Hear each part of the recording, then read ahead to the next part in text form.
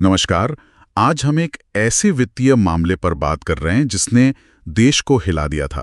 Punjab national bank PNB और लगभग 13,000 करोड़ रुपए का घोटाला। जी, जिसे नीरव मोदी घोटाले के नाम से जाना जाता है। हाँ, तो हम आज इसी की तह तक जाने की कोशिश करेंगे।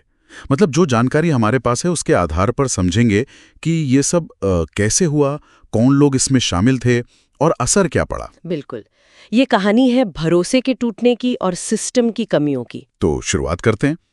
13,000 करोड़ रुपए, ये रकम ही अपने आप में बहुत बड़ी है, लेकिन इस कहानी का जो मुख्य किरदार है नीरव मोदी, ये है कौन असल में? देखिए, नीरव मोदी, पूरा नाम नीरव दीपक मोदी, गुजरात के पालनपुर में जन्म हुआ था। अच्छा, उनका परिवार पहले से ही मतलब पीढ़ियों से हीरे के कारोबार में था। यानी बैकग्राउंड था। हाँ, बिल्कुल। और सिर्फ 19 साल की उम्र में वो अपने चाचा मेहुल चोकसी, उनके पास बेल्जियम चले गए। मेहुल चोकसी, गीतांजलि जेम्स वाले? जी हाँ, वही।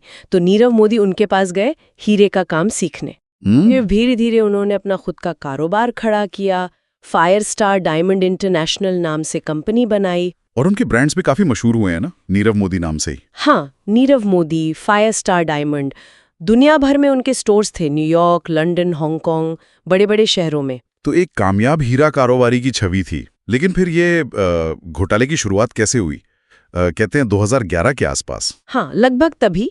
इसमें नीरव मोदी और उनके चाचा मेहुल चोकसी दोनों शामिल थे और पीएनबी के कुछ अधिकारियों की मिलीभगत भी थी। अच्छा, मिलीभगत? जी, उन्होंने फर्जी एलओयू मतलब लेटर ऑफ अंडरटेकिंग का इस्तेमाल करना शुरू किया। एलओयू, ये एक तरह की बैंक गारंटी होती है ना? बिल्कुल, बैंक गारंटी जो ये लोग बिना किसी सिक्योरिटी मतलब कुछ गिरवी रखे बिना ही ले रहे थे। बिना सिक्योरिटी के ये कैसे हो सकता है? यही तो सारा खेल था।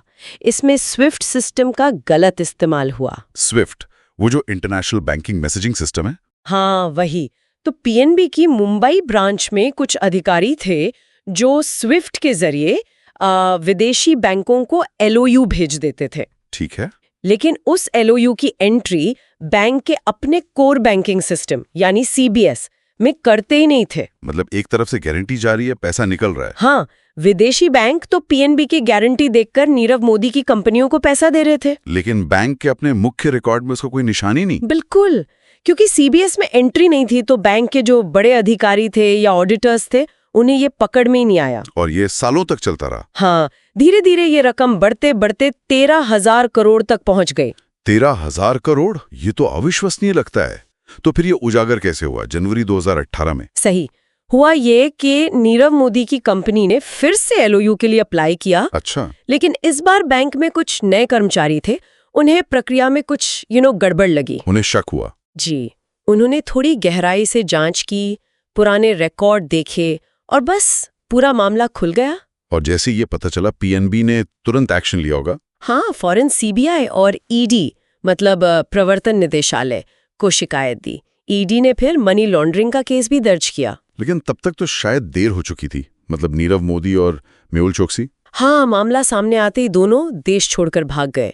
नीरव मोदी लंदन चले गए और मेहुल चोकसी एंटीगुआ। नीरव मोदी को तो बाद में लंदन में गिरफ्तार कर लिया गया था ना? जी, गिरफ्तार तो कर लिया गया और भारत सरकार लगातार कोशिश कर रही है उनके प्रत्यर्पण की, मतलब उन्हें वापस भारत लाने की। हाँ, सुना था 2021 में लंदन कोर्ट ने मंजूरी भी दी थी। मंजूरी तो मिली थी, लेकिन वो कानूनी प्रक्रियाएं इतनी जटिल होती हैं कि मामला अभी भी चल ही रहा है। इस पूरे प्रकरण का सबसे बड़ा झटका तो पीएनबी को ही लगा होगा। 13,000 करोड़ का सीधा नुकसान। बिल्कुल, ये बहुत बड़ा नुकसान था।